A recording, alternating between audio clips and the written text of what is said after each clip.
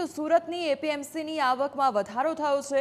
સુરતની એપીએમસી 43.55 કરોડની આવક સાથે ગુજરાતમાં પ્રથમ ક્રમે આવી છે, તો 43.34 કરોડની આવક સાથે ઊંઝા એપીએમસી ગુજરાતમાં બીજા ક્રમે છે। સુરત એપીએમસીની આવક 20% વધી છે, જ્યારે ગુજરાતની 30 એપીએમસીની આવક ઘટી છે।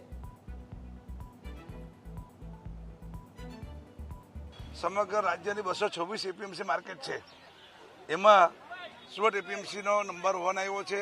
ત્યારે ખાસ કરીને મારા ખેડૂત મિત્રો, મારા ડિરેક્ટર મિત્રો અને ખાસ કરીને સુરતના શહેરીજનો કે સુરત અને આજુબાજુના જે પારા છે એમાં લગભગ 1 કરોડ લોકો અહીંથી શાકભાજી લઈને એને ખાય છે।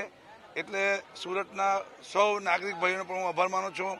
જે ખેડૂત મિત્રો સુરત જિલ્લા, તાપી જિલ્લા, ગુજરાત, અન્ય રાજ્યમાંથી માલ આવે છે અને સીધો સુરતની અંદર એનું વેચાણ થાય છે, એના કારણે આજે એપીએમસી સુરત નંબર 1 બની છે।